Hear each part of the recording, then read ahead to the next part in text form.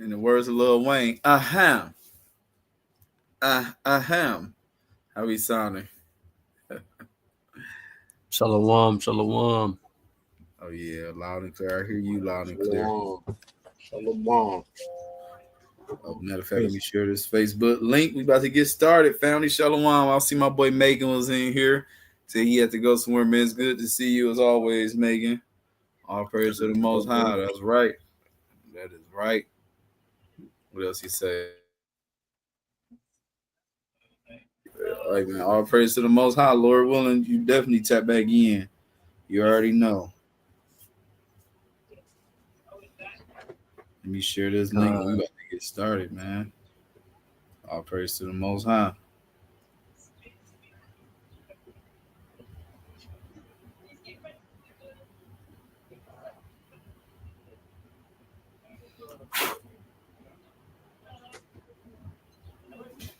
The one to the people that's in here. Let's get these likes up. Let's get these shares up. Tell a friend to tell a friend. Tap in, man. What's up, everybody?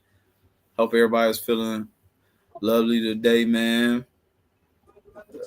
Definitely got a powerful lesson through the spirit and power of Yahawah, Son YAHAWASHI, man. All praise to the Most High, man. Shout out to the real law keepers out here, man, doing the best they can, man, to keep the law, statutes, commandments, and the faith in Yahawashi. You are commanded to have faith, man. Don't get it twisted. But without further ado, man, I'll go ahead and salute in. I want to say, Call Allah, Yahawah, Bahashim Yahawashi. That's all praise to the Most High God, whose real name is Yahawah. We do so in the name of his Son, who the world ignorantly calls Jesus Christ. Real name, Yahawashi HaMashaYACH in the Paleo Hebrew. I'm your brother Ratazian, and we are Yahawah's law keepers, a.k.a. YLK, until Judgment Day. Here to prophesy the uplifting of so-called blacks, Hispanics, and Native Indians, who are the biblical children of Israel, and prophesy the downfall of this wicked kingdom known as America, which according to the Bible is Mystery Babylon, is Sodom in Egypt, is the mother of all harlots. This is this place, and and Lord willing, this will be, the last Exodus as well, which we see that in the Bible as well too. Lord willing, we are a part of that last Exodus, because this is going to be the last Exodus, right? The land of the north, so on and so forth. Not going to be too long-winded, man. Shalom to everybody that's in here. Let's get these lights up. Comment, holla at us, let us know something, man. I'm here with my brothers as always. I'm gonna let them introduce themselves. We're gonna get right to it. Shalom. Shalom.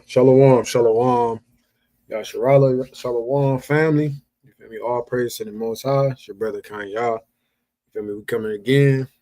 Another live. It feels like we were just on here, which is crazy. Like the days going by fast, man. But all praise to the Most High. We back.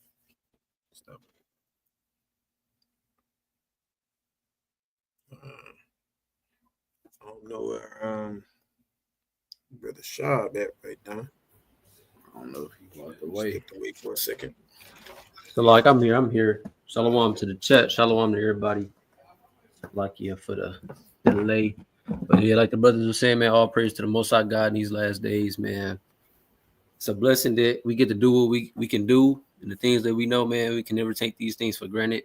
We got to continuously show gratitude to our God and know that we are going to be in the position that we need to be in, man. Everything's according to his will, so we got to take all these things cheerfully, man. With that, right. I yield. Call on Yahawah, Bahashim Yahawashi. It's all praise to the Most High. In the name of his only begotten Son, who y'all refer to as Jesus Christ, real name Yahawashi. That's right. That's right, man. So we're going to share their screen for me, man. And whoever get it, I need to start with Proverbs chapter 14 and 7, man. Y'all see this title. Tonight's title is Stay Away from the Foolish or the Fool. A person is a fool. They're foolish, right? And the Lord will plead thy cause for us. So no matter what, because we might have foolish people at our jobs and our families, or just anybody in your neighborhood that can be antagonize you or anything. But you got to know that a fool's demise, a fool is going to see their demise at the end of the day, because they don't believe in God. They don't have God. So why be around a person like that anyway? They can't receive it. They're fools, right? And that's one of the worst things that I've seen according to the Bible that you can be. And I know we didn't talk about fools before, but it's just like going on and more. And then when I just see like certain judgments come up in the Bible, and it's just see like these people are fool. They have to be foolish, because you know what I mean, you don't have God, you know, thinking about the call, you have nothing to call on, you know what I mean, you want to stick to yourself or think that you have power or whatever else and anything else outside of God, it's foolish to think that that's power. So, you know, we're going to definitely go into this. Man, so without further ado, let me see my brother Kanye got his, man. We about to get it going, man. All praise to the Most High. God. I got your Salam. screen shared, but you ain't got that for me. Yeah, let me get Proverbs chapter 14 and 7. I'm going to start off with this. God. Let this Bible speak. Kind of want to get this verse of the day, too, man. It's something powerful I've seen. This Zephaniah 3 and 17 says, Yahawah, thy power in the midst of thee is mighty. He will save. He will rejoice over thee with joy. He will rest in his love. He will joy over thee with singing. Just a little exhortation, man. Food for the spirit. All praise to the Most High. You said Proverbs 14 and 17? 14 and verse 7. Oh, 7. Straight to the point. That's why I kind of led with this scripture. I kind of based a lot of stuff off of this and just build upon that. This is the book of Proverbs chapter 14 and verse 7. Go from the presence of a foolish man when thou perceivest not in him the lips of knowledge. Let me get it. Look at this verse in the NIV or something, or like an NLT, like one of them versions, real quick. Just say, oh yeah, this is the NIV. It says, "Stay away from a fool, for you will not find knowledge on their lips." Yeah, well, you won't find anything but foolishness spewing from their lips. They have nothing to offer you. They have nothing to offer you. It just is what it is, right? Saying the same thing right there. Yeah, pretty much the same thing. Dang, like Shab dropped off. He's even a little more on there. Even just look, you can read a couple of verses into that. Okay.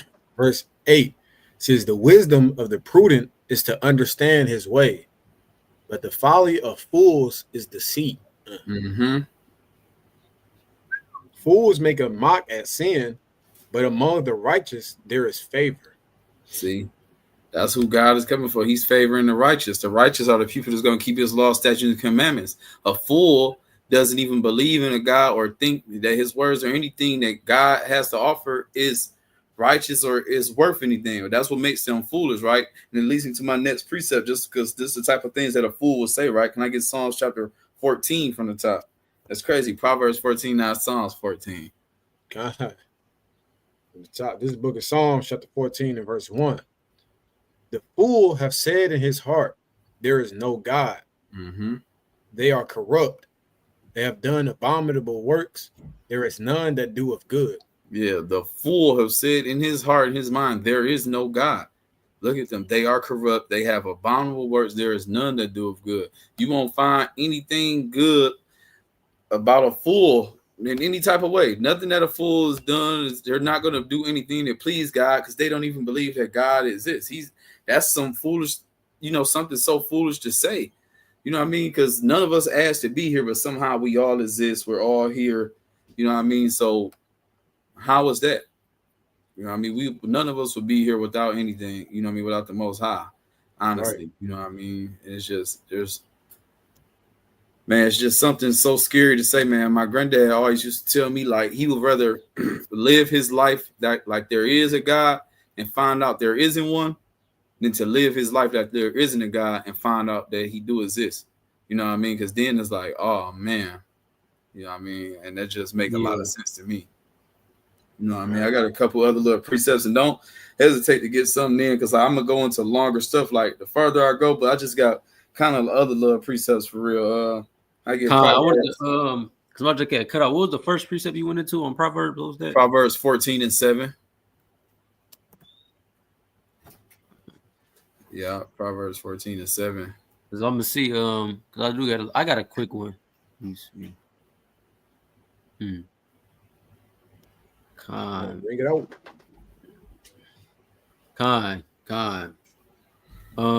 Did you get 8 in Proverbs? What? Some Proverbs 14 and 8. Yeah. Here I told him to keep reading a little bit on that. Yeah, I got a precept. Grab real quick, Ecclesiastes 10:6. Did you have advertising on? Nope. God, all praises, right? Because we can easily identify fools in these last days, right? Because of this right here, right? Bring that out. This is the book of Ecclesiastes, chapter 10 and verse 6. Folly is set in great dignity, Mm-hmm. and the rich sit in low place. Right. So that first line right there, folly, foolishness, all of these things are sit in great dignity. All these things are portrayed to be the glory of the world, and this is the things you're supposed to follow after and do all of this foolishness. But because all of these things are set in great dignity, people hold these things to a high standard. Things in this world, spending on your ops, selling crack cocaine or drugs to your people, or being a damn harlot in the streets. All of these things is set in great dignity, and this is what fools follow after, right? And that's why I said in Proverbs, I think it did say, the first one you bring out, go from the presence of a foolish man, right? In a foolish woman. People that's out here trying to hoard themselves out or do silly crimes and get themselves put in jail by destroying their own people. These are foolish things that people are doing. And this is what we have to be mindful of, and to go away from their presence. Because you may fall in the same ditch that they're following in because you want to follow after a fool, right? I just wanted to bring that out, right? Folly is set in great dignity, man. And this is the world we in. Foolishness is set in great dignity. Great dignity. People take that for everything in life. Yeah. You know what I mean? Like you said, they promote a lot of this. So they promote whoredoms over here. That's why this is the mother of harlots. Shalom, my moderator, Dayak. Shalom, brother. But like you said, this is the mother of harlots. They promote you like leaving your husband. Leave him. They tell you that the grass is always greener. Then now you seeing these ladies that's in their 30s and 40s. I just seen this post. I might have sent it to y'all where this lady was like, I miss being a wife. I was married for 20 years. Now she's 40 years old. And then she talking about something. It's crazy. I'm a side chick now to somebody. But she was married for 20-something years, and now she missed her husband and went out here and she know that she's a side chick. She knows she's a side chick. You know what I mean? It's just certain things like, and she's not getting the type of affection or relationship that she, get. You know what I mean? It's just crazy because she's thinking that she had it like that, and ain't nobody about to love you. There's no love out here. The Most High, the Bible tells us that in the last days, people will be lovers of themselves. They will not be loving people. Ain't no love out here. So if you got somebody that love you, man, woman, vice versa. If you have a woman that loves you, you know what I mean? What's the point of dealing with some harlots? Because they want something out of you, something from you, rather than just drain your energy, your money, something from you, right? And vice versa. If it's a woman that got a man that loves them, that's trying to teach them to be better, teach them the law, all these other things. Most of these men ain't trying to do nothing but get in your pants, and then that's it. There's nothing else to talk about after that. So that's what we in. That's the time, like you said, and this is what's propped up in here. But you know what I mean? It's just sad. And then the wisdom of this place, like there is no like people are listening to people that has been divorced 5 times or don't got nothing to hang on to, and they listening to this and they're following along with it. It's like you follow the damn fool. This is why Christ said, "Let the blind lead the blind." They both will fall into a ditch. So this is what this is ultimately doing, man. The people that's not believing in God, not believing in the Bible, that's ultimately where you're going, man. You're falling into a damn ditch. That's right. To your own destruction. Hey, I need 2 precepts just off of what you said real quick. Kanye, can you get 1 Corinthians chapter 1? God. Real quick, then we will get back to some of these points. This screen should be up. But what you want it? Let's get like 1 Corinthians chapter 1 to start at like verse 18. For some reason, I'm looking in the NIV. I want to see what yours say real quick. Shalom, Rashad, the Gadite, Judite. The dog. It's a lock. Right here, just talk about the right, like what true wisdom is. True wisdom, what we talking about, which is true wisdom. This is going to be foolishness. You know what I mean? To a fool. You know what I mean? He don't know what value is. So it's just, speaking this, and I ain't even had this just through the spirit, but Shab has just said something, right? So I just want to let's just get some of this down to like verse 20 or 21. God. This is the book of 1 Corinthians, chapter 1 and verse 18. For the preaching of the cross is to them that perish foolishness, but unto us which are saved, it is the power of God. That's right. Clearly as day. Clear as day, bro. You keep going. That's powerful in itself. Like, we need to let that one sit in. Man, yeah, For real. That's crazy in itself. Yep, that duality. Yeah. Yep. Damn. All right. Yeah, you can keep going though. That's fire. Yep. Verse 19 says, "For it is written, I will destroy the wisdom of the wise and will bring to nothing the understanding of the prudent. Mm. Where is the wise? Where is the scribe? Where is the disputer of this world? Have not God made foolishness the wisdom of this world?" Yeah, because like he said, what is the wisdom of this world? It's nothing but foolishness in the eyes of God and the people that identify what God thinks is important. What he sees as important is his righteousness, spirituality. That's what makes you rich. Because even when the one shop show, it was like, folly is lifted up in great dignity. But it said, but the rich are like in a different, I don't want to misquote it, but it said something about the rich. And I'm like, dang, because they're spiritually rich. This is what makes them rich. You know what I mean? They Stuff sit like in a this. low place. Yeah, exactly. The rich sit in a low place. The spiritually rich, but they're in a low place. That's exactly right. And we can get verse 21. And I got one more in Corinthians 2, and I'm gonna have you keep going on to what I was going into. Verse 21. For after that, in the wisdom of God, the world by wisdom knew not God. It pleased God by the foolishness of preaching to save them that believe.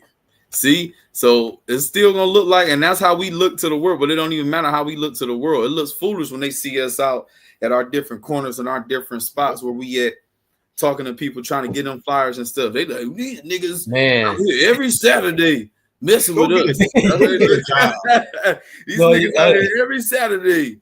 We ain't got nothing else better to do Saturday. Leave me alone. Man, You good, sir? You need some of this? Can I show you this? No, I'm good. Like, I always say they good. I'm like, you don't even know how not good you are. But it's okay. Like we said, they stay in here, y'all, because at the end of the day, they not receiving from us. The Most High has already dismissed them. This is not anybody that don't receive a flyer or not trying to talk to us. Hey, I don't take no offense to it. The Most High not dealing with you, right? Now let me get 1 Corinthians chapter 3. It's a lot. It was a little bit more on that. Oh, keep going, Dan. All right, jump down to like 27. Grab it in NLT. Cause I'll be always looking for this. Not numbers. I ain't gonna forget it. But it goes deeper into something. It happened like that too. Like you be looking for something. Once you look for it a couple of times, them be the ones you ain't gonna forget no more. I actually like forgetting because it helped me remember. Like I'm not gonna forget no more. Yeah, sure. Keep you on your toes. Yeah.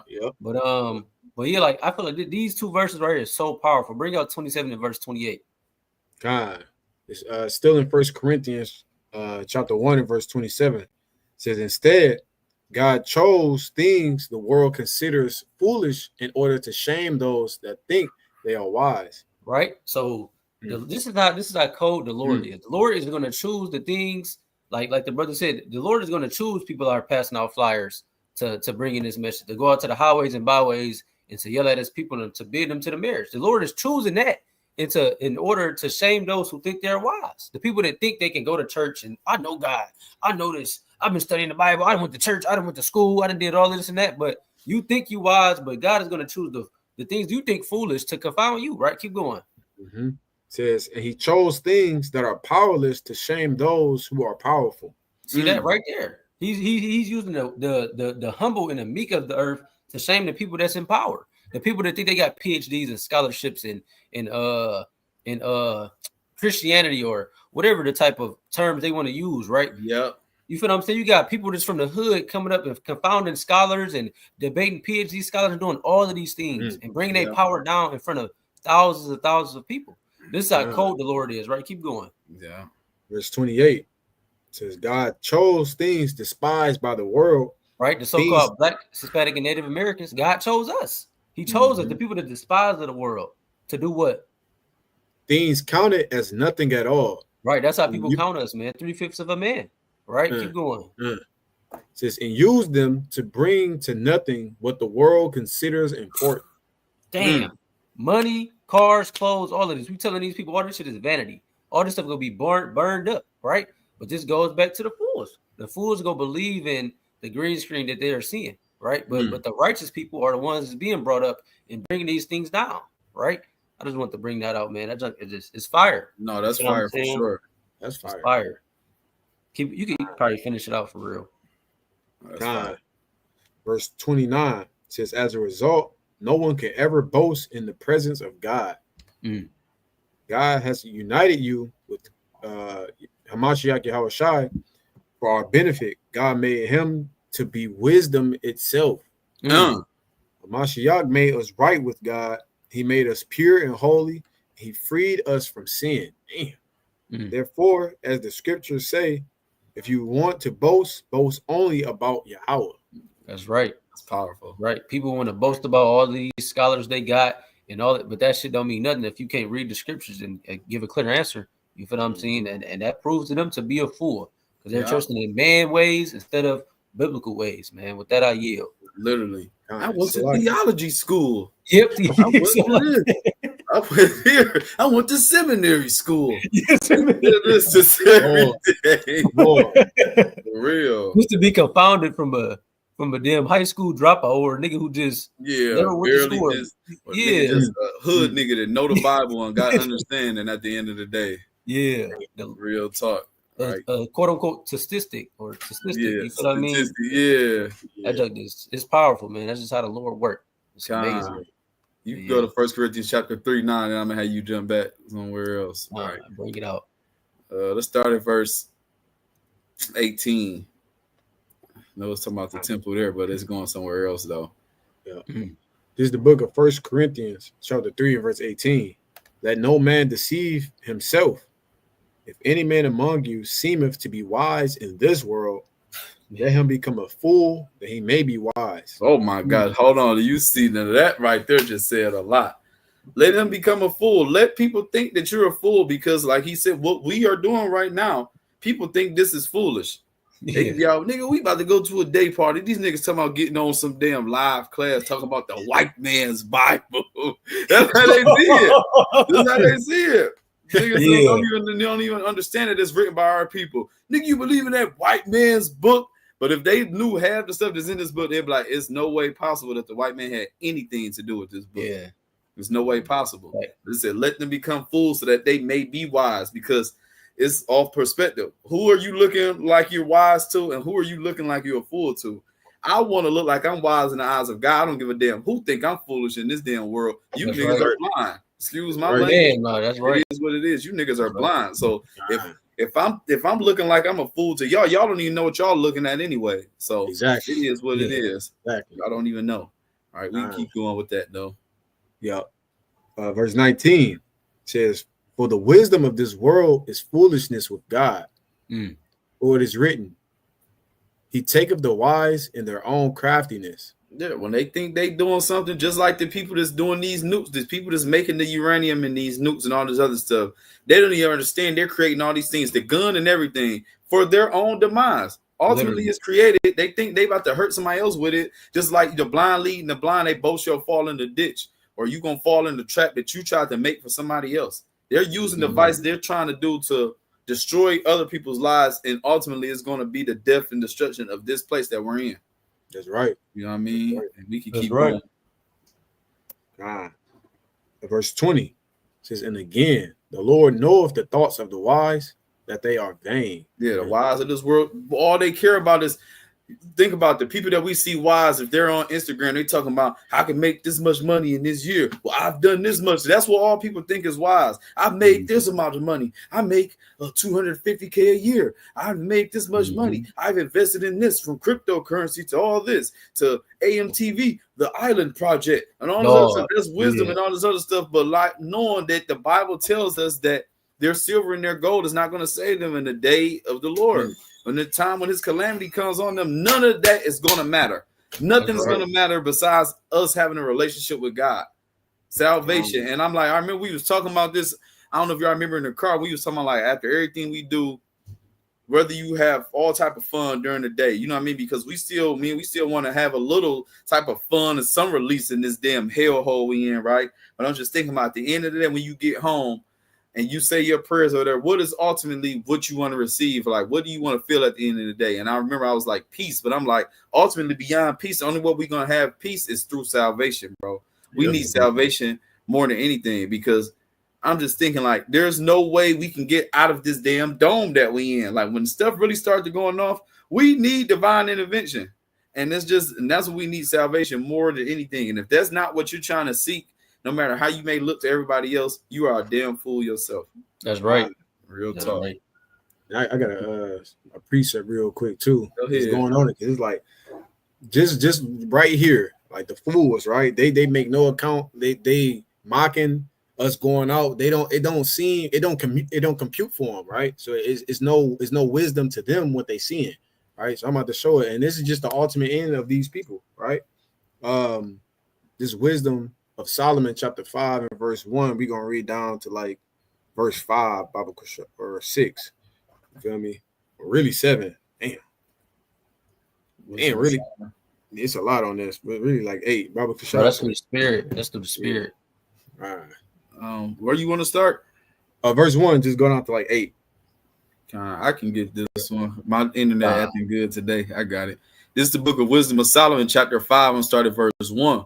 Yeah. Then shall the righteous man stand in great boldness before the face of such as have afflicted him and made no account of his labors.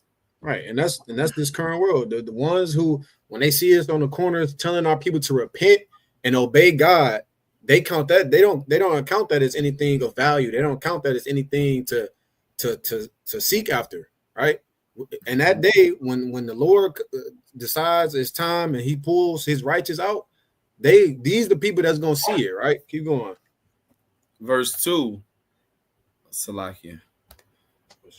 Verse 2. When they see it, they shall be troubled with terrible fear and shall be amazed at the strangeness of His salvation, so far beyond all that they look for. Right. So these people, these scoffers, these fools. You know what I mean? You know what I'm saying? They're going to see the salvation of the righteous, right? They're going to see it, and they're going to be troubled with terrible fear, right? Mm-hmm. Keep going. Verse 3, and they repenting and groaning for anguish of spirit shall say within themselves, this was he whom we had sometimes in derision and a proverb of reproach.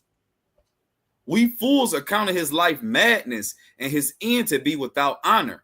Right. So they're gonna understand that they were the fools the entire time. That all the mocking, all the scoffing, all of these things that they're doing against the prophets of the Lord, they're gonna realize in that day, we're the fools. We're the ones that didn't understand the mission that the Most High had for him, the love that the Most High had on them. You feel me? The mercy that the Most High had on these individuals. Like, that's right. They're gonna understand in that day, right? They're gonna say what they're gonna be anguished. They're gonna have guilt, all manners of remorse, all these emotions that are just negative. They're gonna have all these things, right? And we can keep going. That's right. Verse 5. How was he numbered among the children of God, and his lot is among the saints? Therefore have we erred from the way of truth, and the light of righteousness have not shined unto us, and the sun of righteousness rose not upon us. See, and this is the fate of a damn fool. You feel me? Of a damn fool. They're gonna realize these are the people that the Most High was dealing with. These are the people that the Most High has had mercy upon, and we erred. We've gone off into all manner of wickedness, unrighteousness. We in the paths of death. You feel me? Of darkness. This is what they are gonna realize in that moment. All right, and we can keep going and finish out. Verse 8. Verse 7. We wearied ourselves in the way of wickedness and destruction. Yeah, we have gone through deserts where there lay no way. But as for the way of the Lord Yahawah, we have not known it. What have pride profited us, or what good have riches with our vaunting brought us? All right. Well, now they're gonna weigh everything in the balance. All right? This is the ultimate end of a fool. Right? You're gonna see the salvation of the righteous and realize in your own heart, like, damn, I'm the fool. We've been going off and doing all manner of wickedness. We the ones that was not walking with the Lord. What is not, and in that moment, it's like, well, if that's the case, what is all this shit gonna get me? It's nothing. You know what I mean? And you got to think that's like that's soul crushing right there, bro. Like, and that's the Most High. He just the same way that you looked at us as nothing, the service of the Lord is the same way that feeling is gonna come upon you, and you're gonna realize, like, damn, I I'm the one that's vain. I'm the one that's a fool. You feel me? So that's what's coming to a fool. Yeah. You know what I mean? Yeah. And anybody to be around them, right? So I want to do this. Anybody. That's why I was like, you have to stay away from them. They're going to lead you down the wrong path, right? And ultimately to destruction. So that leads me to this next scripture real quick. Got a couple singles real quick. Let me get Proverbs chapter 13 and verse 20. God, that's to the spirit.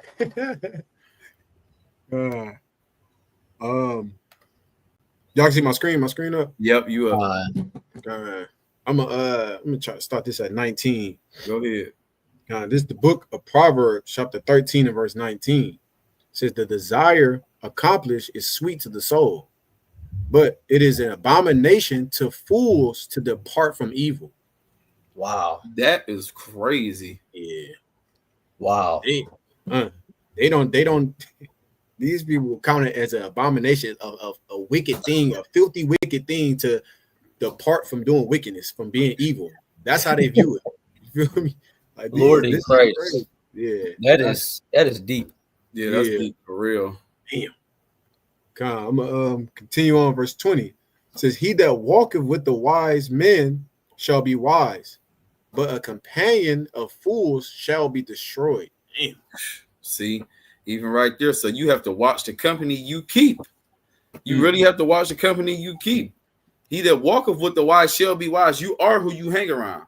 But a companion of fools shall be destroyed, because we know fools are ultimately going to be destroyed. It is what it is. They have no way. There's no way around it.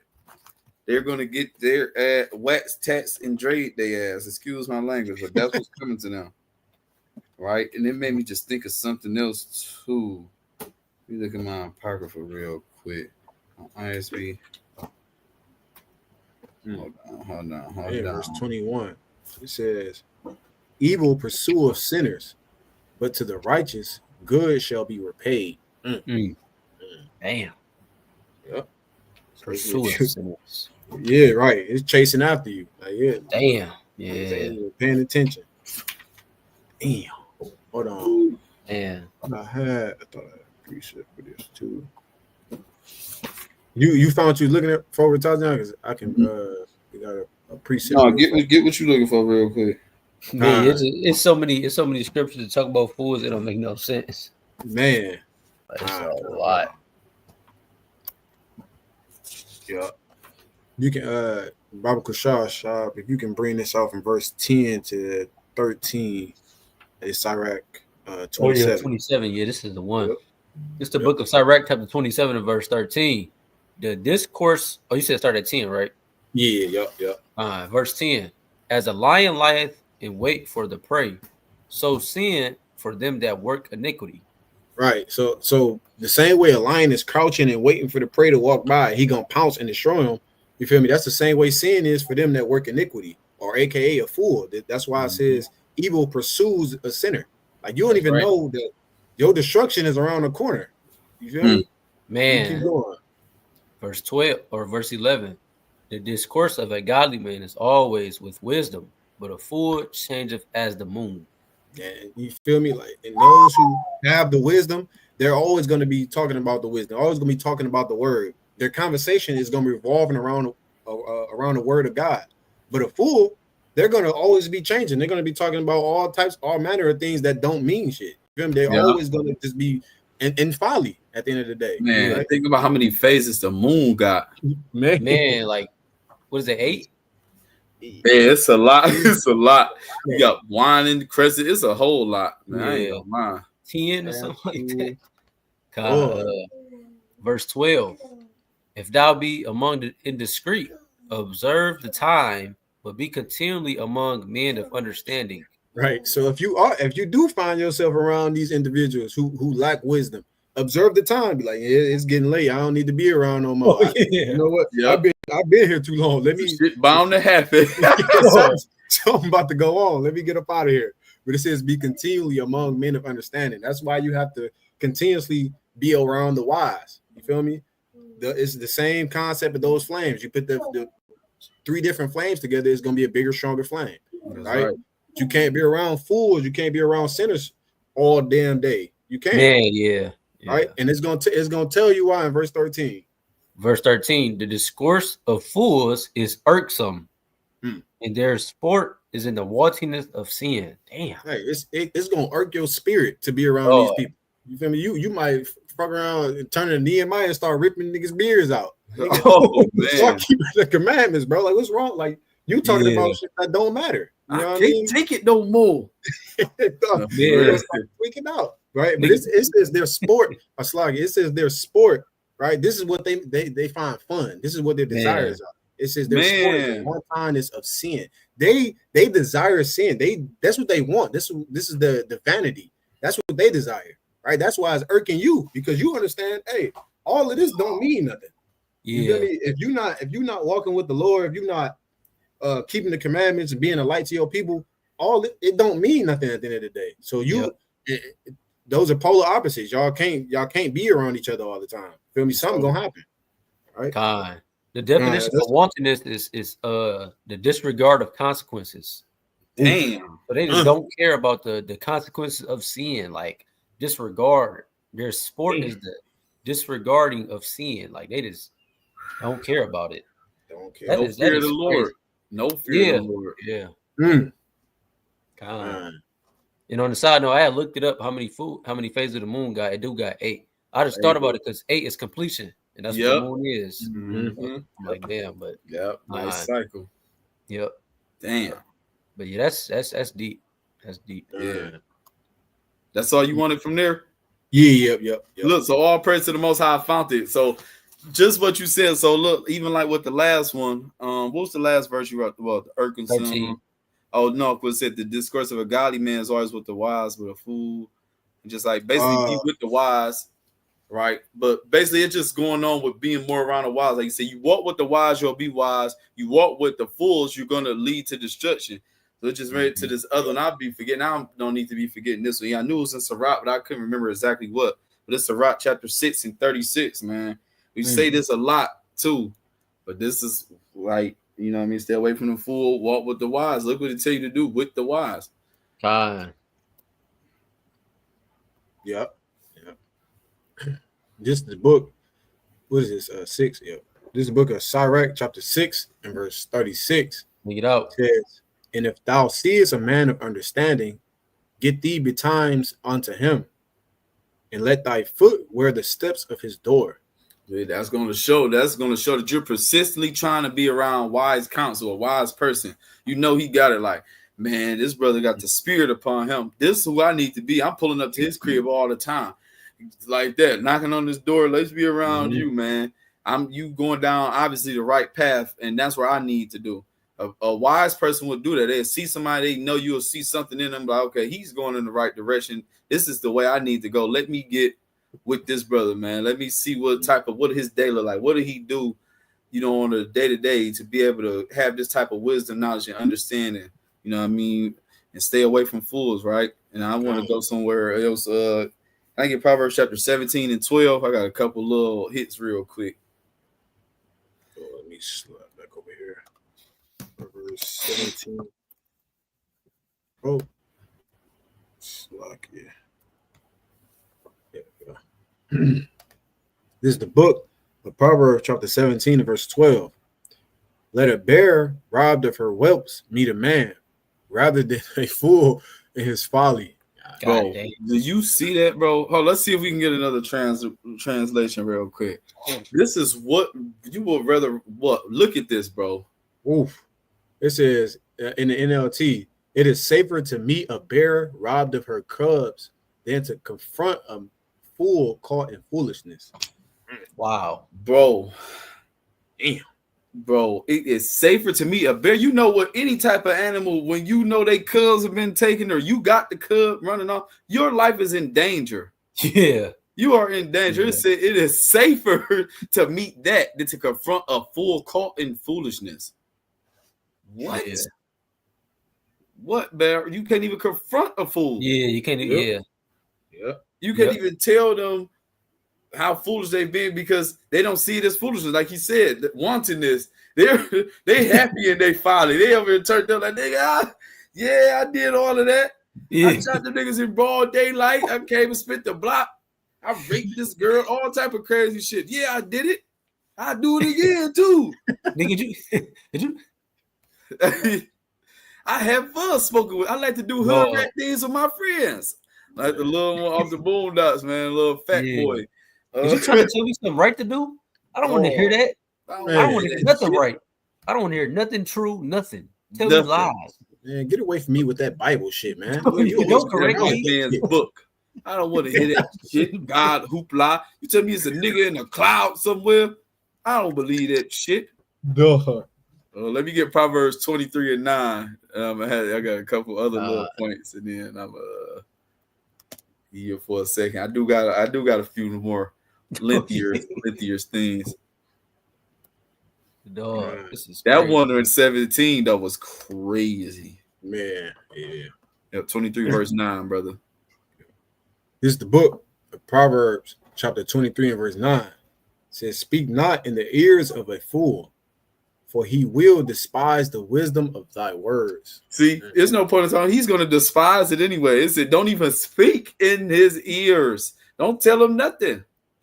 He said, you're already in danger when you talk to him. You'd rather fight a damn bear than this. So he said, don't even speak to him because he's going to despise your words. He's not only going to not do nothing. Yeah, I hear you, bro. This nigga just tell me something good.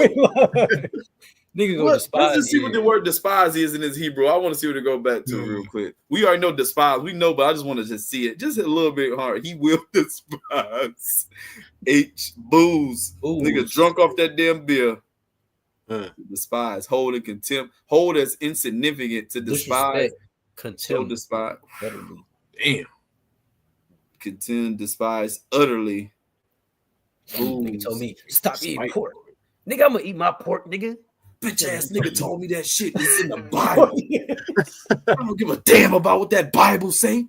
That nigga's a damn fool. Nigga mad talk about some shit in the book said. Nigga, I love pork, nigga. I'm gonna eat bacon till I die, nigga. Shit. Dog. Niggas waking up on Saturdays. Oh shit. Here we go again. That little CJ meme from San Andreas. When they see us that guilty. Dog. Yeah. They about to tell me stop eating this damn pork. Nigga, I'm gonna eat it. I'm here to Little Caesars right now. Dog, crazy. Let me get Ecclesiastes chapter 22. I gotta hit him a little harder. One more right here. So right. Ecclesiastes chapter 22, brother. God. Because this is crazy. Like just being around a person, like you can't be around them, and there's no point. Because what are you gonna do? Bro. They despising your wisdom. If you're a wise person, you are a fool even trying to tell a fool something. You know what I mean? Yeah. Damn, look at verse 7, bro. I was about to have you go down more, but look at verse 7. Right. This is the book of Sirach. Yeah, you got to then start at 7. I was going to start at 11. I was going to start at 11, but start at 7, bro. God. Yeah, I can imagine that. This is the book of Sirach, chapter 22 and verse 7. It says, "Whoso teaches a fool is as one that glueth a potsherd together, and is he that waketh one from a sound sleep." Oh, you know what that be like. Man. Nigga is mad as hell. Yeah, you mad as hell. Damn, yeah. Like, I just was having the best sleep ever. This nigga that woke me up. Keep going. It says, "He that telleth a tale to a fool speaketh to one in a slumber." God damn. Oh shit! Look at you say. No, it says, "When he have told his tale, he will say, what is the matter?" One ear out the other. Literally, yep. Huh? Yeah. What you say? He said something. It says, verse 9, "If children live honestly and have wherewithal, they shall cover the baseness of their parents. But children, being haughty through disdain and want of nurture, do stain the nobility of their kindred." Right here now. Watch it gets deep right here, y'all. So if y'all know any friends, I'm sure some of y'all that's on here live right now, y'all know some foolish people that y'all probably been trying to help. It's not gonna do it no good, man. Shalom, Cole. Let me know if you want a link, man. I didn't know you was in here, man. Shalom. Shalom, King. It's about to get deep right now, y'all. For y'all foolish friends, I don't care if it's a brother, mother, child. If you're a damn fool, watch this here. This is about to get heavy. Let's get it, brother.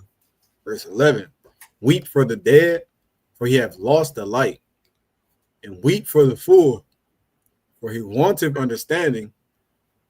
Make little weeping for the dead, for he is at rest. But the life of a fool is worse than death. Shit. Yeah. Yeah. A foolish, I mean, what is their life going to lead to ultimately at the end? A fool said there is no God. They have no, their ending is only calamity, death, and destruction. They have nothing. It said you're going to weep for the, and that's according to the law, weep for the dead, 7 days after that, they good. They back home. But it said, but for the life of a fool is worse than death. They're just living their life waiting to die at this point. Man. Damn, Shalom, Iwar in the building, Shalom, Elder. Oh, yeah, it's getting heavy. Iwar, I know you know some fools out here, some niggas that's just foolish that you can't help, right? It gets deeper, though. Let's keep going. I need you to go to like 15. Keep going, bro. It gets bad.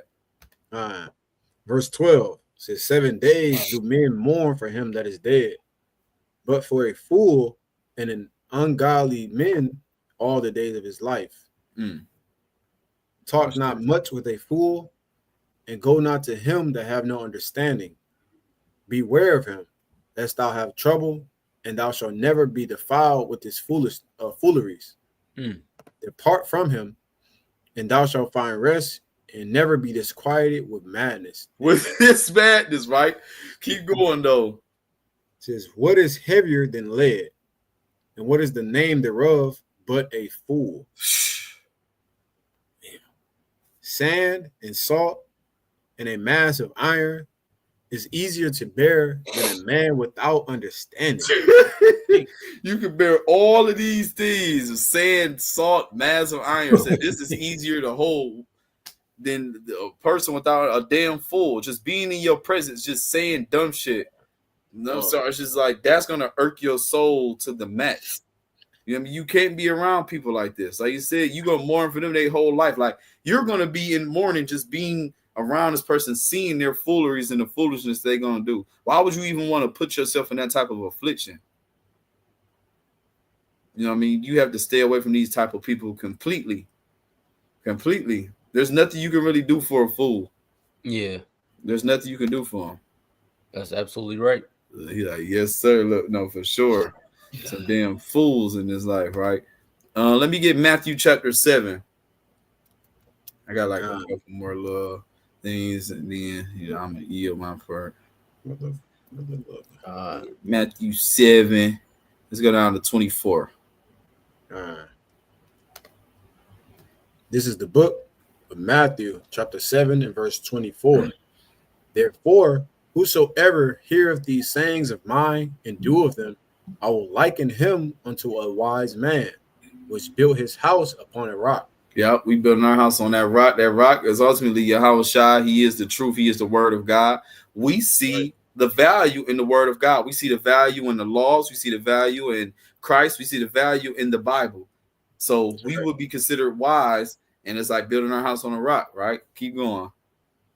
And the rain descended, and the floods came, and the winds blew, and beat upon that house, and it fell not, for it was founded upon a rock. That's right. The Most High said he's going to uphold the righteous with his right hands. That though they stumble, they would not fall. But watch this. And every one that heareth these sayings of mine and doeth them not shall be likened unto a foolish man. Yeah, you got to be a fool if you hear words that's coming from the creator of the universe, the Most High God, and you're like, I'm not applying a damn thing. He said, I don't give a damn what he said. I don't give a damn what that book said. He look at you like a foolish man. So now let's see what your foundation is looking like for the rest of your life. The people are going to mourn for you that know you. Their whole life, you're going to be a shaking of the head. You can finish this out in these 2 verses. God says, which built his house upon the sand, and the rain descended, and the floods came, and the winds blew and beat upon that house, and it fell, and great was the fall of it. See what I'm saying? And the thing about it is, in this life, rain is going to come. Winds are going to come. Trouble's going to come. This is about valleys and peaks, right? But in order for you to make it through, you have to have God by your side. That's the only way you're going to make it through. Otherwise, your fall is going to be great. You're going to end up taking yourself out or being taken out by the Most High God. He's not with you. That's the only way we are all, anybody is going to be able to escape. You're going to see salvation. To say you're saved, the only way you're going to be saved is by the hands of God, and that's it. There's no other way around it, right? And the Most High is going to plead our cause because we calling on Him. That's who's going to plead our cause. That's who's going to get our salvation, and that's why you have to stay away from fools. They don't have nobody to plead to. They don't have anyone to call on.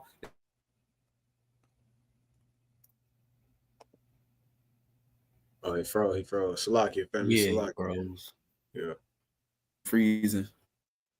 Yeah, you good. You the last thing we heard was you saying they don't have nobody to call on. And you, oh yeah, that's what I said. They don't have nobody to call on. I'm still, man, my junk's still a little low right now. Yeah, a little bit. Seems like it's back now. It's coming up now. I said I had one bar. Now I say fairly good. Y'all can hear me? Yeah, yep. You can hear me. Oh yeah, no, that's good. So that's what I was saying. Like, far as just they don't have nobody. They don't have nobody to plead their cause. They're trusting in themselves or man or whatever, the wisdom of this world. They have nobody to plead their cause. But the people that's righteous, that's leaning on God, the law, statutes, commandments, and faith in Yahawah, we're leaning on God, and He's going to plead our cause. We're leaning on the Son. He's going to plead our cause to the Father and make us justified, right? In anything. So I have a whole little scenario I want to go into, really a Bible, a chapter, right? To go into. I was just reading. I'm just thinking, like, with everything, we have to allow God to plead our cause, and no matter what, whether it's with enemies, friends, with anybody we may be dealing with, we allow the Lord to plead our cause, even when we're dealing with foolish people, which we can choose to stay away from. But I was just really having this revelation earlier today. Like, sometimes you be around people, could be family or anything, and people irritate you or something, and you want them to go somewhere or just whatever, right? I just noticed, like, man, what would Christ do, or what was the people, the prophets or anything do? And I was reading just something in Samuel, and he was just like, they was talking to the people, and they done so much, and he was like, you know what? I'm not going to shame myself by stop praying for you people, even though y'all off as hell. He still prayed for them, and I'm just thinking, like, damn, I still need to pray for the people that have offended me still. And that was something hard for me to even do for myself. I feel like I'm good, in the eyes of God, but I'm like, bro, I really like, damn, I have to pray for these other people too. Maybe they afflicted me, whatever. And that's gonna, like, it's just seeing where your heart posture is at in the eyes of God, no matter what. Because it's like, okay, you pray for your brothers and all them, but what about the other people that is maybe in your family that may need, that might not be on the same type of steps or may have done certain things? It's like, are you praying for these people too? Are you praying for all your people, or are you wishing the worst on them? Because even, Hebrews, it say he wished it all. Well, no, what's that? Is it Hebrews or is it Romans? It's Romans. Where we talk about Peter, 2 Peter 3, where it say wish the all to come to repentance. It's Peter, and I don't know. I was thinking that I was mixing that with Romans 11:26, that all Israel shall be saved. But that's what I was thinking that. But like you said, he wish everybody would come to repentance, and we have to be in that same spirit. We know that everybody is not, but we don't know who is who yet. So we have to pray that everybody does. And if we want to receive mercy, we have to, in order to obtain mercy, we have to extend it. Vice versa. Everything that we want to receive, we must give, right? Yep. But I just said that, right?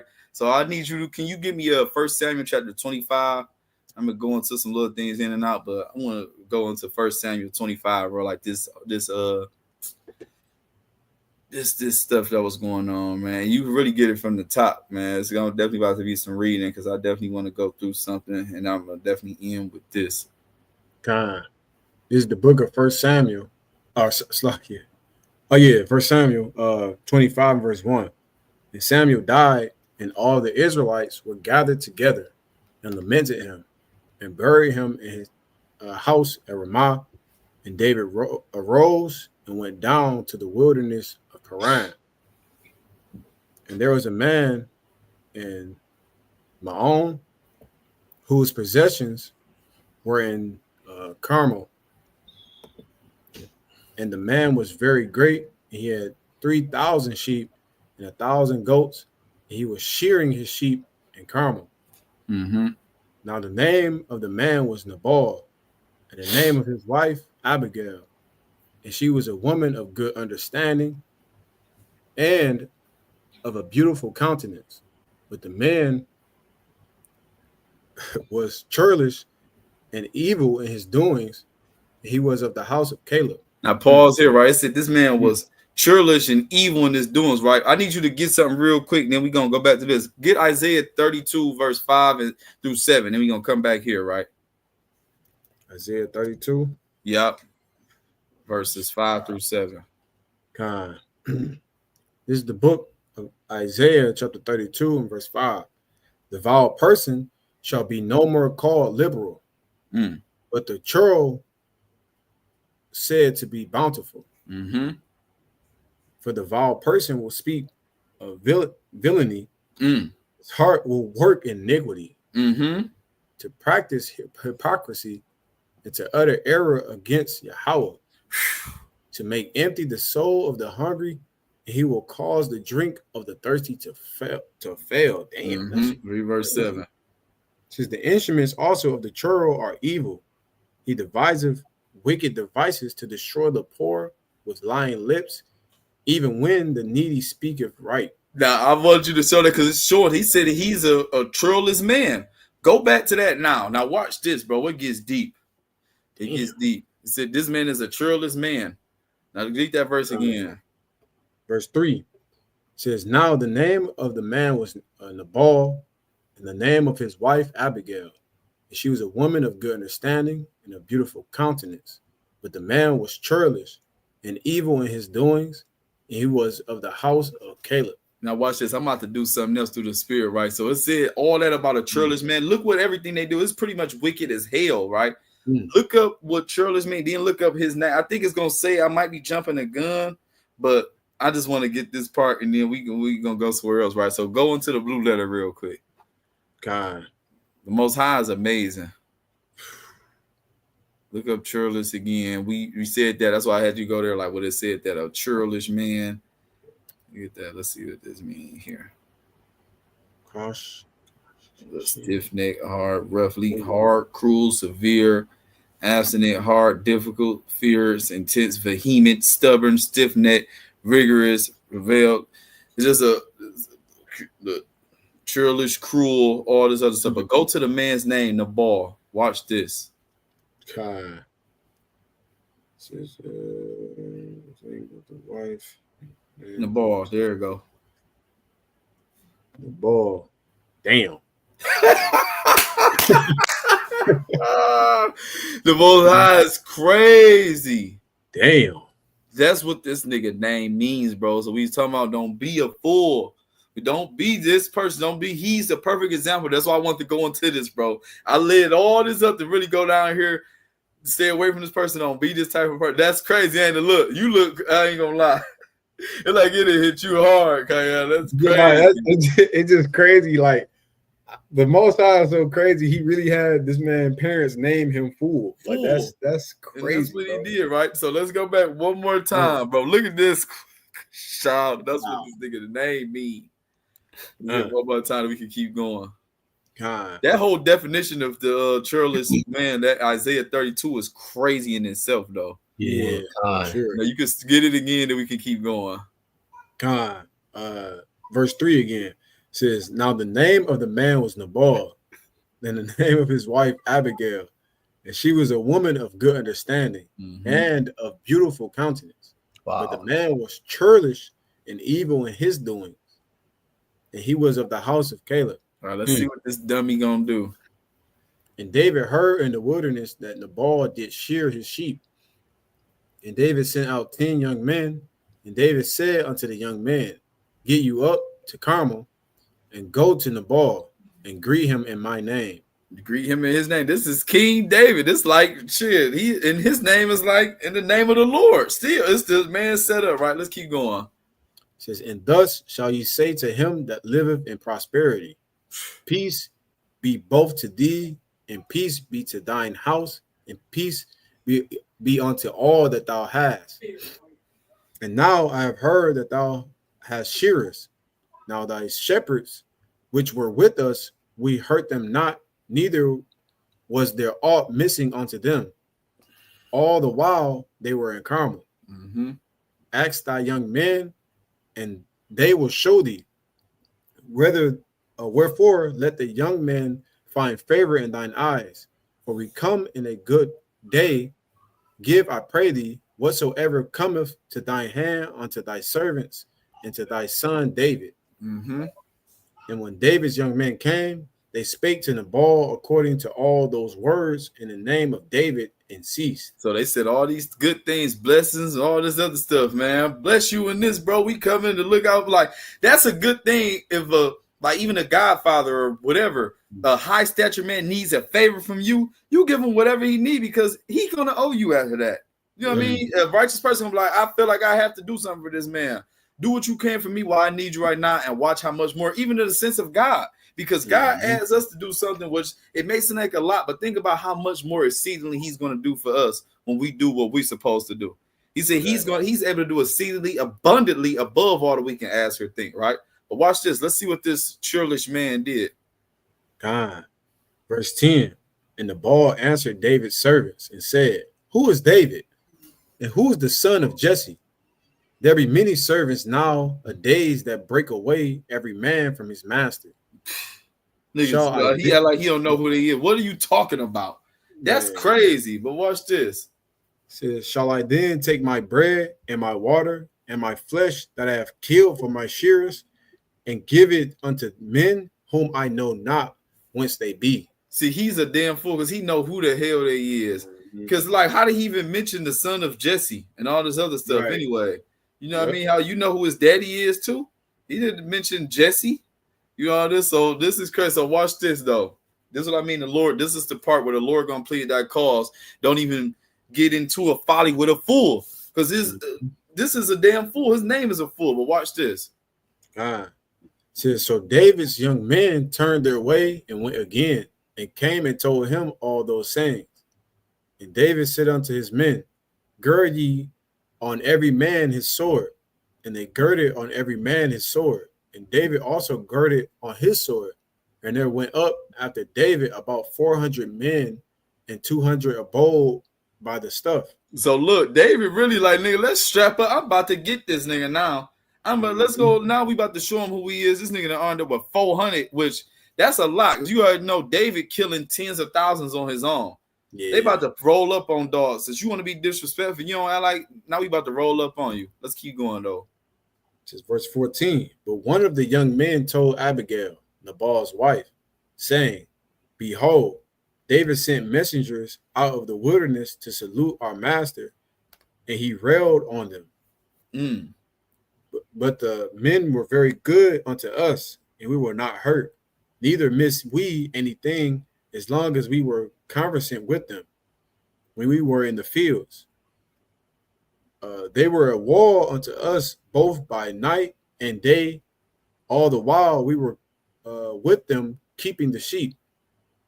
Now therefore know and consider what thou wilt do, for evil is determined against our master and against all his household, for he is such a son of Belial, that a man cannot speak to him. Damn, I would need to know, what is the son of Belial? Let's see what that is real quick. He said that a man can't even speak to him. And that just show a fool. You can't even speak to a fool. I don't even know what that son is real quick. Let's see. A son of... Bro. Damn. Wicked, ungodly, worthlessness, worthless, good for nothing, unprofitable, base fellow, wicked, ruin, destruction. Look at that. That's who he is. God, damn, worthlessness. These niggas are sons of worthlessness. Yeah. What? That's crazy. Damn. That's Nabal. That's what she married. Just a worthless ass nigga. I'm sorry, excuse my language, but that's what he is, right? So, and that's what his servants know. That's what he is. God. Wow. Let's keep going. I don't even know he ain't shit. That's crazy. Damn. Worthlessness is nuts. You can't even speak to him. He said that a man cannot speak to him. Watch this. Verse 18. Then Abigail made haste and took 200 loaves and 2 bottles of wine and 5 sheep ready dressed and 5 measures of parched corn and 100 clusters of raisins and 200 cakes of figs and laid them on asses. And she said unto her servants, go on before me. Behold, I come after you. But she told not her husband Nabal. So she knew all these people was coming. She got word, and she like, man, well, let's get them everything they need. Let's catch them on the way here, and don't tell this dumbass Nabal right there. So let's keep going. So she doing the right thing. She's smart. That's called wisdom. Because she like, these niggas about to come and tear some shit up. David and 400 dudes, it's about to go down. Dog. Verse 20. And it was so, as she rode on the ass, that she came down by the covert of the hill. And behold, David and his men came down against her, and she met them. Mm-hmm. Now David had said, surely in vain have I kept all that this fellow have in the wilderness, so that nothing was missed of all that pertaineth unto him.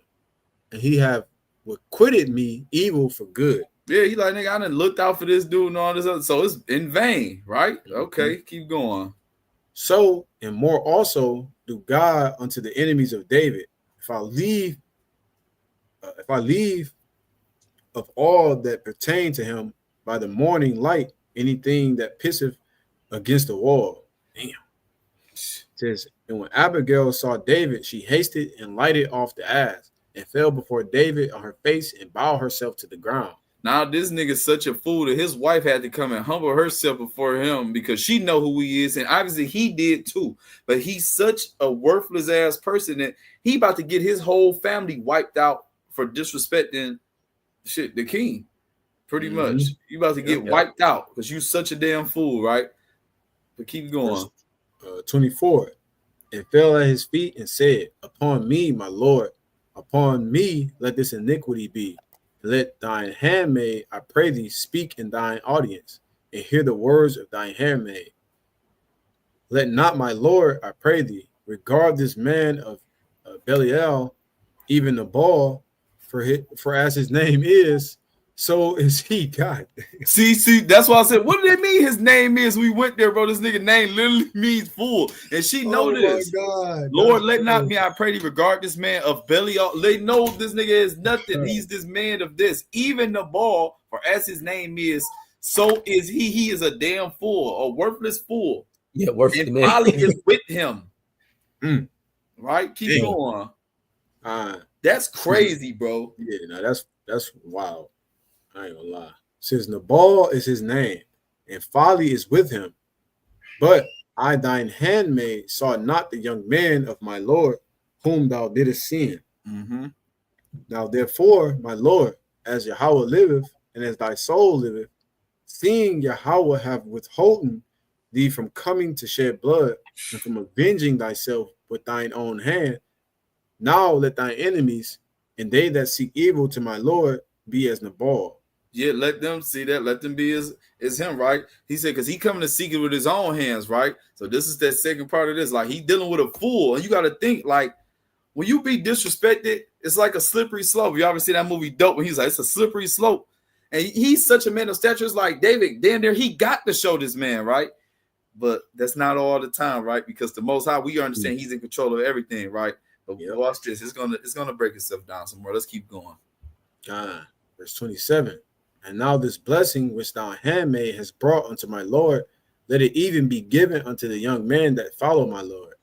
I pray thee, forgive the trespass of thine handmaid, for Yahawah will certainly make my Lord a sure house, because my Lord fighteth the battles of Yahawah, and evil have not been found in thee all thy days. Yet a man is risen to pursue thee, and to seek thy soul, but the soul of my Lord shall be bound in the bundle of life with Yahawah thy power. And the souls of thine enemies, them shall he sling out as out of the middle of a sling. Like a slingshot. And it shall come to pass, when Yahawah shall have done to my Lord according to all the good that he hath spoken concerning thee, and shall have appointed thee ruler over Israel, that this shall be no grief unto thee, nor offense of heart unto my Lord, either that thou hast shed blood causeless, or that my Lord have avenged himself. But when Yahawah shall have dealt well with my Lord, then remember thine handmaid. See, so she looking like I'm basically, I'm appeasing you. I'm doing something to appease you so that you won't even have to go ahead and do this. Like, you don't have to do it without cause, because, like, if she didn't meet him, it would be more justified for David to go do what he got to do. It's just like, because he's so stupid, I'm stepping in on his behalf. Remember what I've done when you go to do this and all this other stuff. Remember that I did meet you, and that should stop you from going to kill this foolish ass dude. Let's keep going a little bit. And she even stopping him from spinning the block too, because she said when he gets set up as king, don't let this offend. Like, don't let this come back and like your remembrance. Think about that. Like, yeah, that bitch ass nigga playing with me. Like, hold on. I remember Dog was playing. Yeah, it's great. Yeah. Verse 32 says, and David said to Abigail, blessed be Yahawah, power of Israel, which sent thee this day to meet me. And blessed be thy advice, and blessed be thou, which has kept me this day from coming to shed blood, avenging myself with my own hand. God, with my own hand. Okay, keep going. Says, for in very deed, as Yahawah, power of Israel liveth, which have kept me back from hurting thee, except thou hadst hasted and come to meet me, surely there had not been left unto Nabal by the morning light any that pisseth against the wall. Oh, he was coming to kill everybody there. He was coming against everybody, right?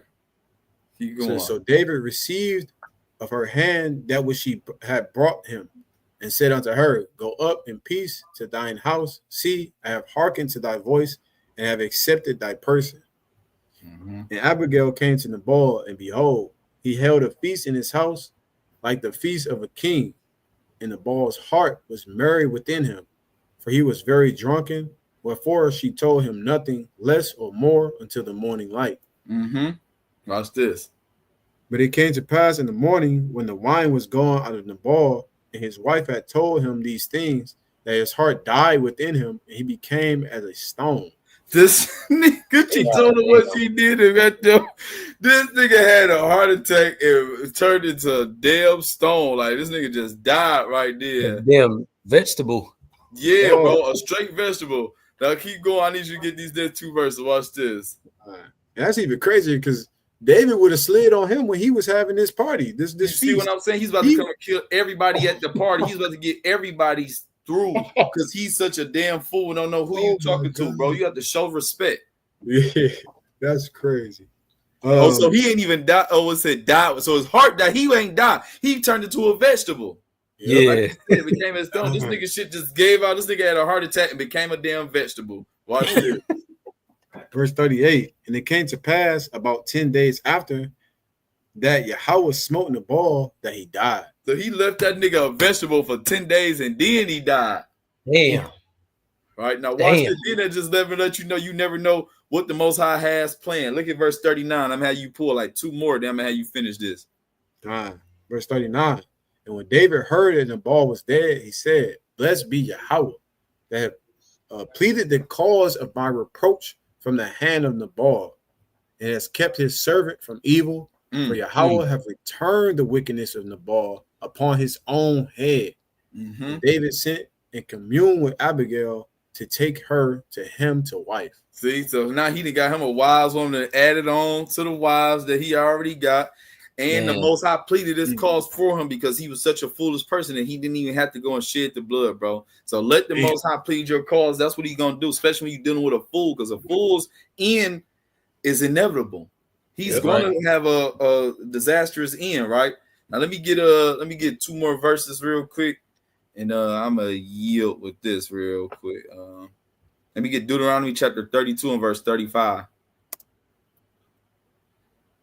The Lord plead the cause for David, man, a righteous man, and the Lord is going to plead everybody's cause, and that's why I just wanted to end with these.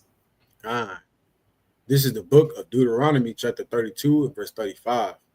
To me belongeth vengeance and recompense. Your foot shall slide in due time, for the day of their calamity is at hand, and the things that shall come upon them make haste. It came quick. He didn't even understand all this happened. Like, technically, this nigga died 11 days after he said all this BS about David, but his heart gave out really the same day as he was the next morning. You know what I mean? It was over. It was over. Yeah. Then he was done. Because think about you go in that vegetative state, you never really gonna be the same. If you do come out of it, Lord willing, you're not gonna be the same. You know what I mean? You got to think about that time period. They don't got no advanced technology to keep him alive. Like he probably just on the bed, just sitting there, just waiting to die. Yeah, There just ain't no waiting to life die. support or none of that back then. Yeah. He cooked. And let me get Romans 12 and 19 just to show, even though it's the Old Testament, it's showing it's reiterated in the New Testament. And that's what I have. I'm a yield with that.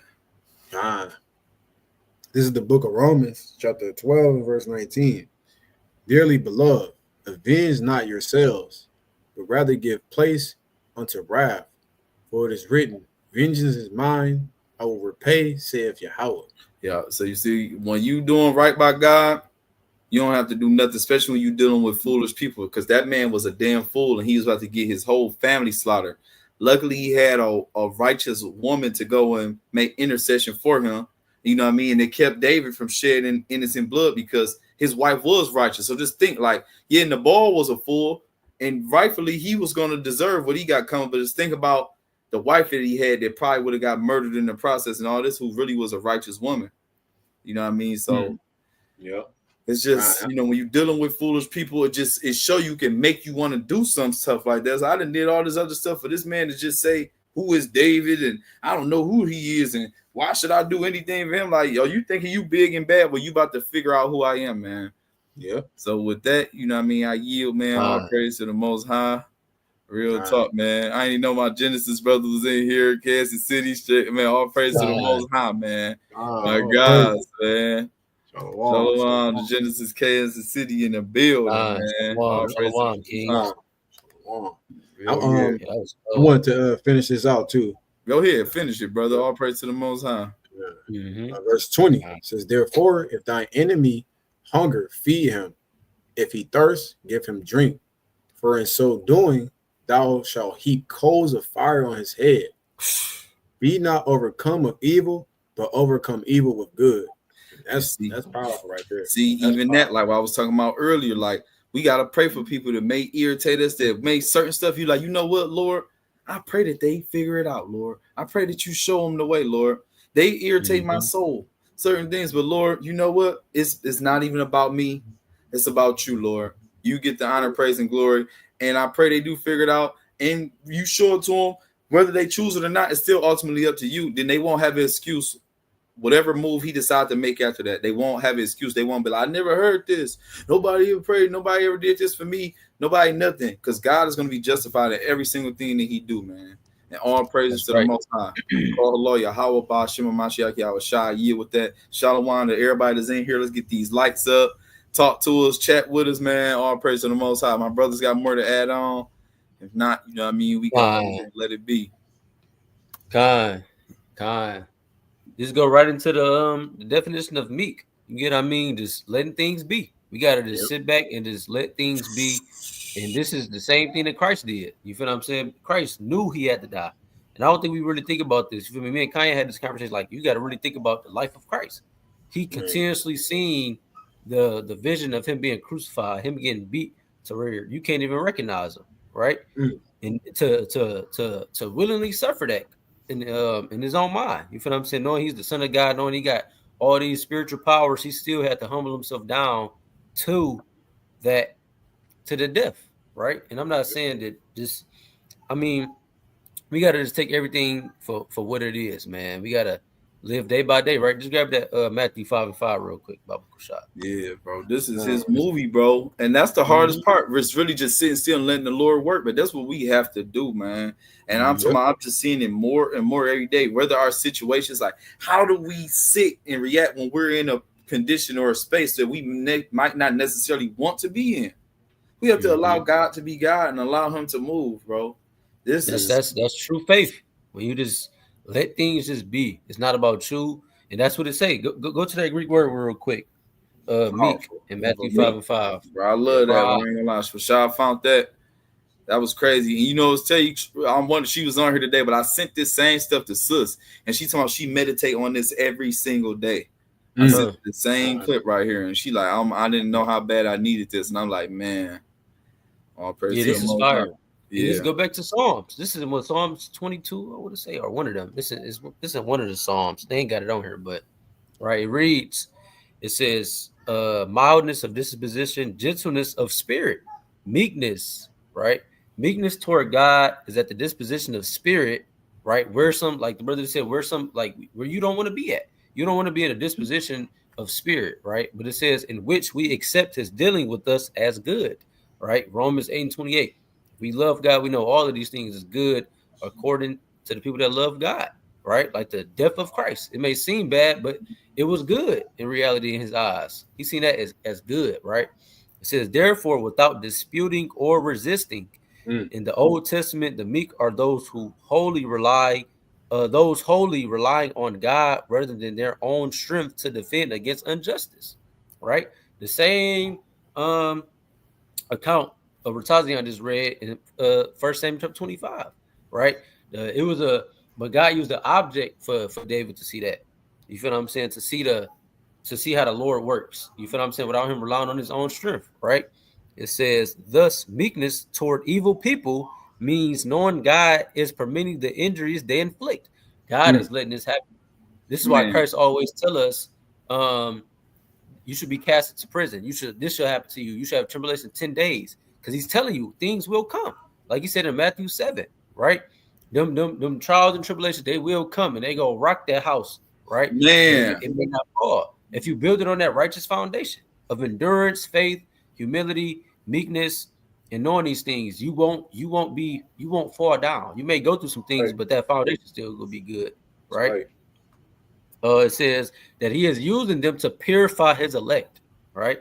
Like the brother said, it's people you could be living with. You feel what I'm saying? Things may look happy this, happy that, but it could be way deeper than you think. But it's all to purify you. And this is what we got to continuously remember. If we in this walk, we're in our friend, just keeping the commandments, holding Day of Atonement, you feel what I'm saying?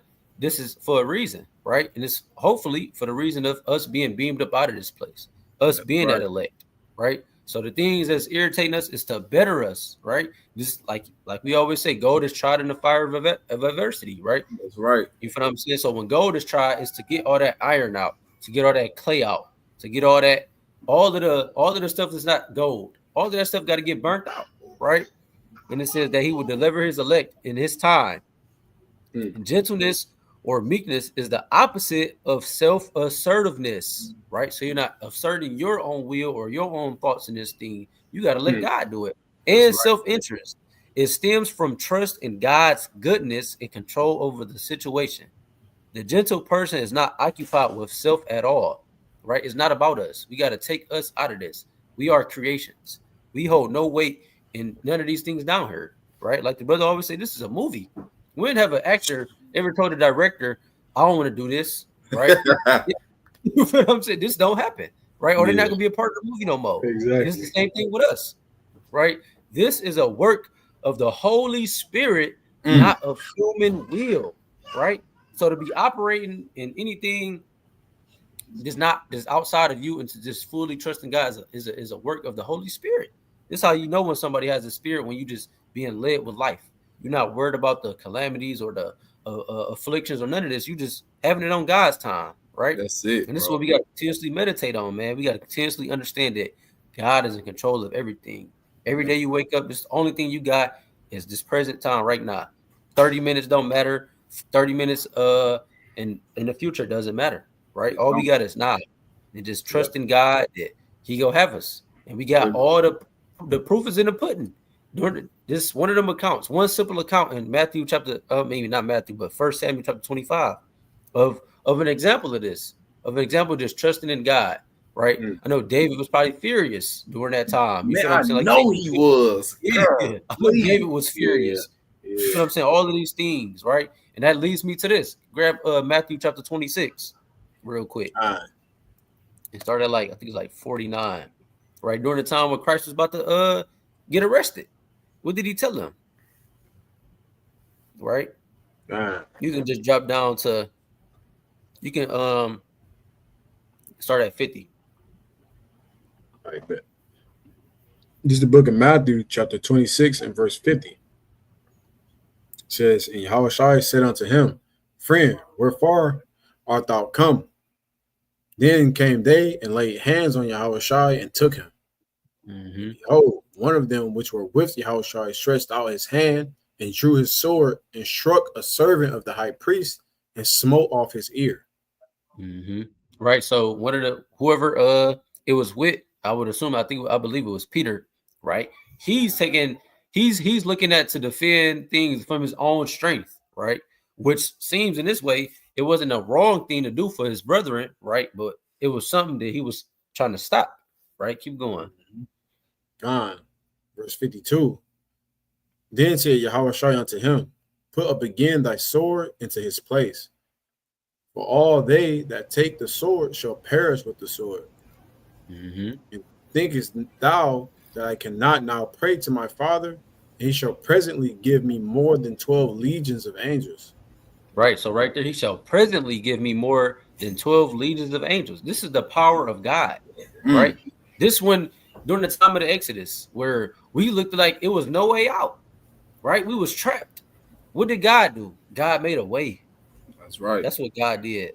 Look at that. The legion is 6,800 men, 6,826 men, times that by 12. Lord knows how many damn people that is. Well, like 180,000 or something like that. God damn. Or it's probably more than that. Let me just keep it simple. Let's say 68. Yeah, that's 81,600. Oh, 81,000. Oh yeah, because time 12. Yep. 80, yeah. Right. So this is the things that we got to rely on, man. The Lord is always with us, especially, you feel what I'm saying, for the people that's turning to him and trying to change their life around, man. We got to continuously keep that faith and hold on to it until the end, right? This is what he told us to do, man. Let no man take thy crown, man. Hold on, wait till I get there. And this is what this is about, man. And stay away from the damn fool, because the Lord go plead your cause. Man, what? But I ain't gonna lie, that's just damn, that could bring tears to my eye, like the pressure and feel, like just knowing, like we have to allow God to work, bro. And that's like he said, be still and know that I am the Lord. Like being still, you don't understand how hard it is to sometimes to just sit back and be still and just let the Lord work. But it's the most important and powerful thing that you can do. Is just sit back and let him.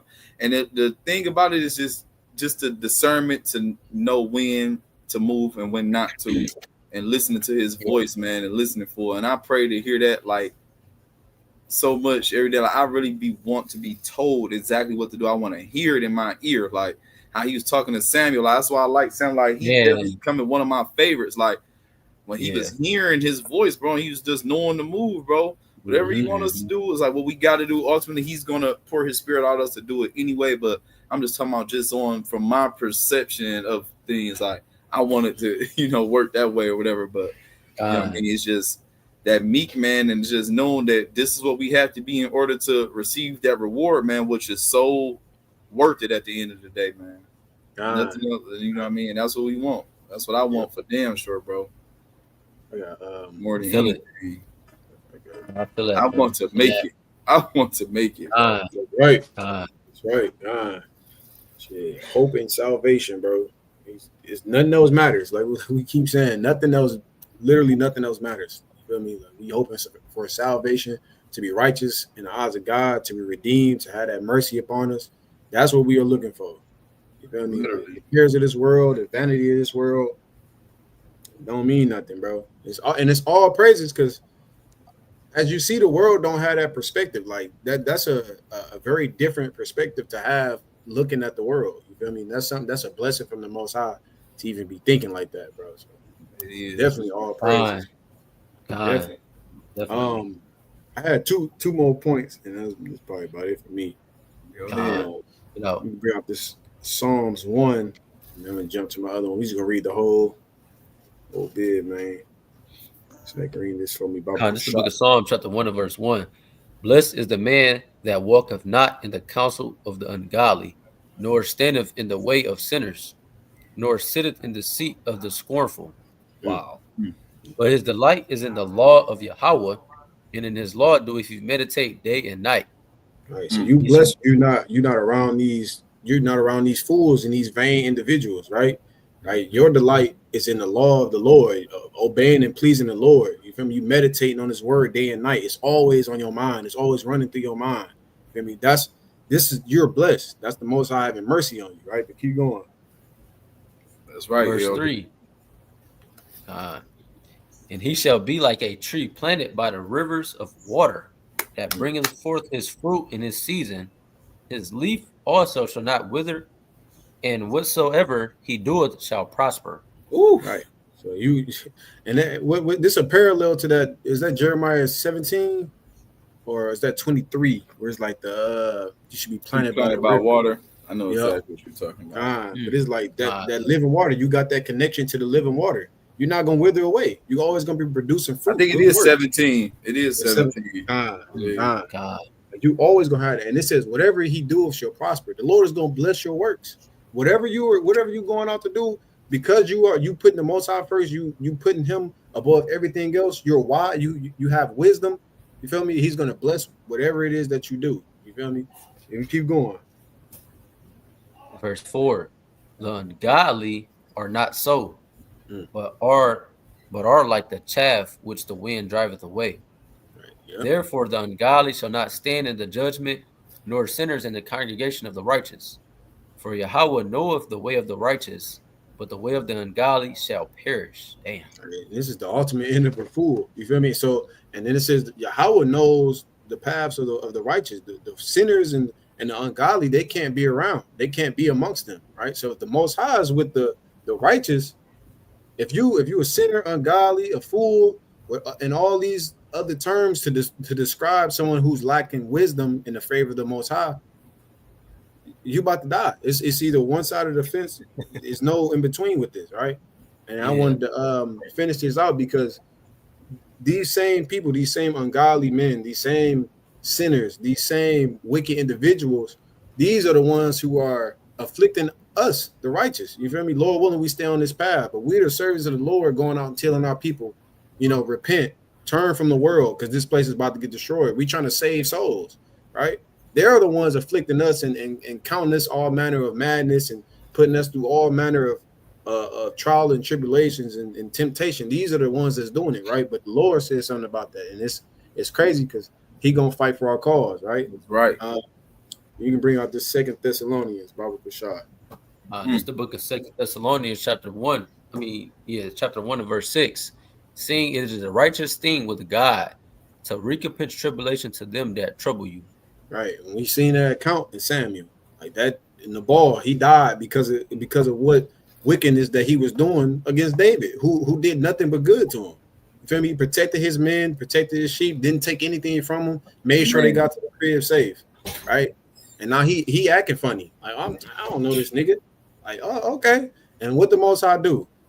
Sent his wife of understanding to meet David and to quell his anger and be like, hey, look, I know my husband a fool. Like, just have mercy. Like, don't even let this be on your mind when you get set up, because I know the Most High dealing with you. Mm-hmm. Right. And then he died, and then the Most High gave his beautiful countenance wife to David. Dog. You feel me? Like, it's a righteous thing with the Lord to pay them back for what they doing to you. So it's no point in you going up and be like, oh, I'm gonna do X, Y, and Z, because the Most High is gonna get them in a way that it's gonna be so far beyond anything that you could do as a man. You feel me? He made this man a vegetable for 10 days and then killed him. Literally. Like, think about that. No matter what David could have done to him, it wouldn't have been worse than that. Like, David, he would have killed him. You feel me? But being a vegetable, it would have been swift. It would have been swift. Yeah, exactly. Like, and it's just to show you, like, the Most High is gonna fight for our cause. We ain't got nothing to worry about. That's why we don't have to take up arms. We don't have to go out and be a militia. And we ain't got to do all these things for our redemption. We have to sit back and wait, because everybody who's mocking us, everybody who's coming against the word of the Lord, they're gonna get dealt with in due season. And this is gonna be a beautiful thing. It's a righteous thing with the Lord. You feel me? So all praises to the Most High Yahawah, man. That's all I got. And with that, I yield. Yeah. Even when the vengeance, like with that, no, I don't know if you paid attention to the one in Deuteronomy. It said that he's gonna do the vengeance and he's gonna do it in haste. Yep. He's gonna do it quick. It's not gonna be slow. And all you think, especially when people they're just going completely and directly against God, it's like The Most High got reason to show you something. No, okay, I got something for you. Mm-hmm. I got something for you now. And then just thinking them 10 days, just think about the whispers that was Nabal conscious? Was he hearing certain things? Was he hearing like he ain't gonna make it? You know what I mean? Just whatever.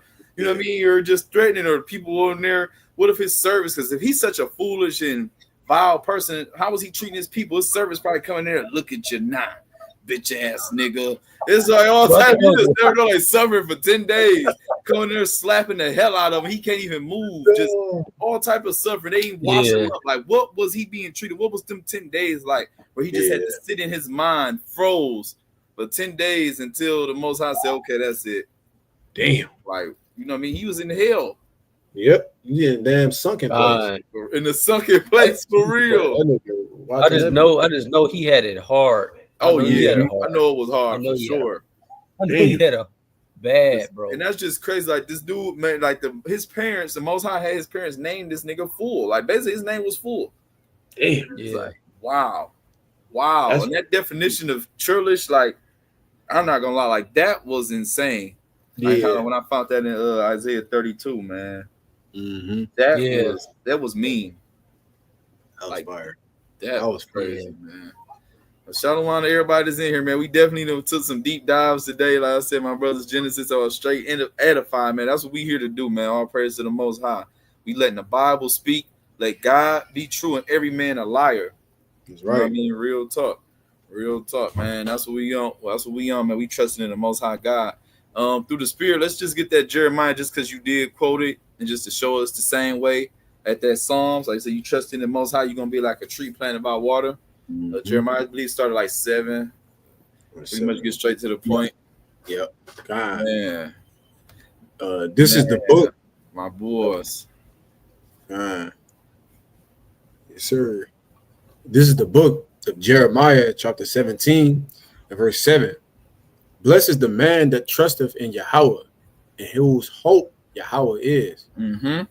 For he shall be as a tree planted by the waters, and that spreadeth out her roots by the river, and shall not see when he cometh, for her leaf shall be green, and shall not be careful in the year of drought, neither shall cease from yielding fruit. Yeah.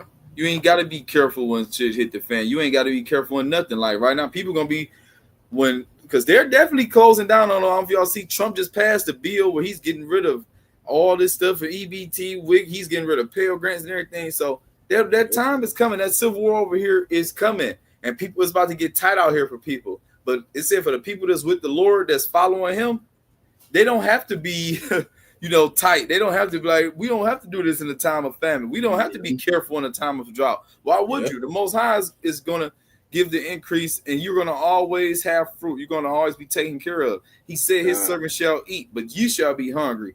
My servant shall drink, but you shall be thirsty. My servant shall be of joy of heart, but you shall be vexed in the spirit. It's about to be evident who's with the Lord and who's not. And that's ultimately what's going to make or break everybody. If you with the Lord or who ain't with him. That's it. No ifs, ands, or buts about it, man. Exactly. So with that, I yield with that, man. We ain't got any questions, comments, or some smoke, because we with all of that if it's about the Bible. If not, TNT on the clock. All praise to the Most High. We've been on here an hour and 40 minutes.